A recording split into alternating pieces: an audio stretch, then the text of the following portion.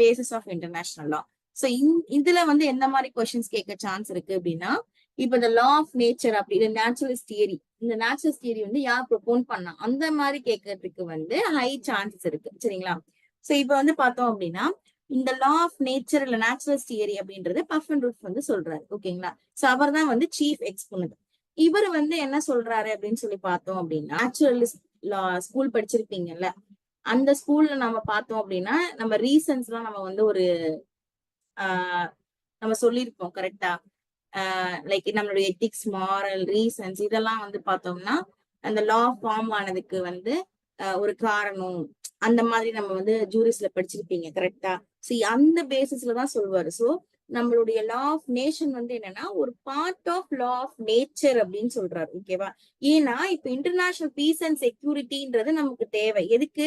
ஒரு ஹியூமன் வந்து பார்த்தோம்னா ஒரு நல்லபடியா வந்து சர்வே பண்றதுக்கு we need a international peace and security. So அந்த international peace and security we are going to achieve by using international law. கரெக்டா?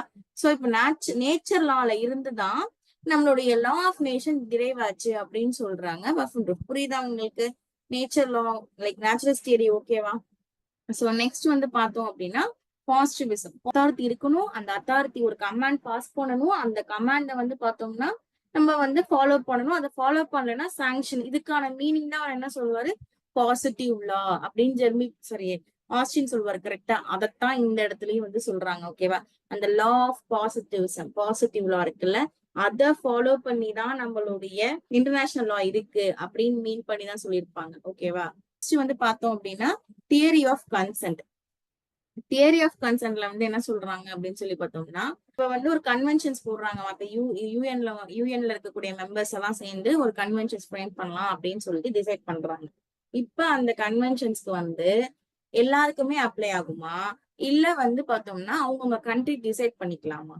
சோ ஆக்சுவலி என்னன்னா அந்தந்த ஸ்டேட்ஸ் வந்து பார்த்தோம் அப்படின்னா இப்ப ஒரு கன்வென்ஷன்ஸும் சரி, ஒரு ட்ரீட்டிஸ் இல்லை எதா இருந்தாலும் சரி, அவங்க கன்சென்ட் கொடுக்கணும். Like they have to sign பண்ணா மட்டும் இப்ப ராட்டிபிகேஷன் பண்ணணும். இத பண்ணா மட்டும்தான் அவங்க என்ன கொடுத்த கன்சென்ட் கொடுத்து, அப்ப அவங்கவுங்க ஸ்டேட்ஸ் வந்து கன்சென்ட் கொடுத்துதான் அந்த இன்டர்நேஷனல் லாவை என்ன பண்றாங்க, நம்ம அக்செப்ட் பண்ணிக்கிறாங்க. சோ ஒரு இன்டர்நேஷனல் லா வந்து இங்க எப்படி இம்ப்ளிமெண்ட் ஆகுது அப்படின்னு சொல்லி பார்த்தோம்னா ஸ்டேட்டோட கன்சென்ட் வச்சுதான். அப்ப இந்த இடத்துல தியரி ஆஃப் கன்சென்ட்னா என்ன?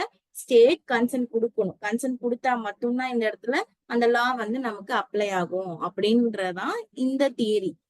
ஓகே.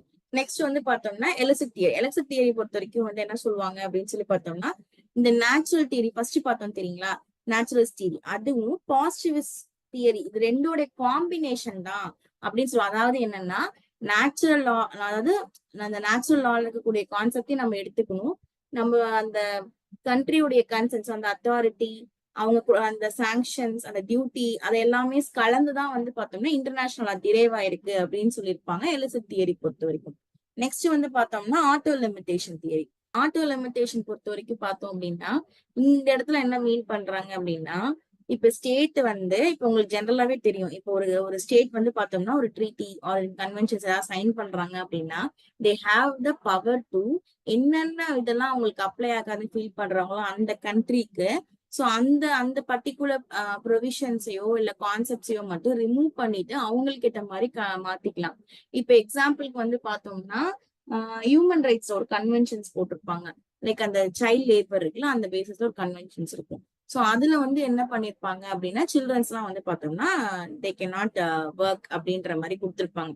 பட் நம்ம இந்தியா வந்து பார்த்தோம்னா ரெட்டிஃபை பண்ணிருப்பாங்க. எப்படி பண்ணிருப்பாங்க அப்படின்னு சொல்லி பார்த்தோம்னா 14 இயர்ஸ் வரைக்கும் மட்டும் ஒர்க் பண்ணக்கூடாது, ஆஃப்டர் 14 தே கேன் ஒர்க் அப்படின்னு நம்ம இந்தியா நம்மளுடைய எக்கனாமிக் சிச்சுவேஷன் பேஸ் பண்ணி அதை சேஞ்ச் பண்ணிருப்பாங்க. சோ ஆட்டோ லிமிடேஷன் தியரின்றது ஒரு இன்டர்நேஷனல் ஸ்டேட் மைண்ட் ஆகுது அப்படின்னா அவங்க வந்து லிமிட் பண்ணிக்கலாம்.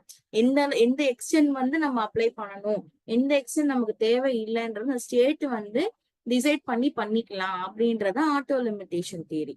புரியுதா உங்களுக்கு?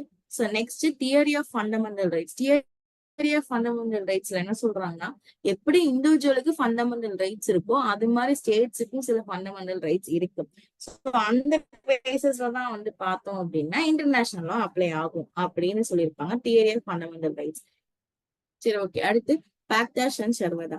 பேக்டர்ஸ் அண்ட் சர்வரா அப்படின்றது வந்து பார்த்தோம் அப்படின்னா ஒரு அக்ரிமெண்ட், ஒரு ட்ரீட்டி, ஒரு கன்வென்ஷன்ஸ் எதுலயாவது என்டர் ஆகுறாங்கன்னு வச்சுக்கோங்களேன். அவங்க என்டர் ஆனது எப்படின்னா அதை ஸ்ட்ரிக்டா வந்து ஒரு நல்ல எண்ணத்துல அதை ஃபாலோ பண்ணுவேன் அப்படின்னு சொல்லிட்டு என்டர் ஆகணும்.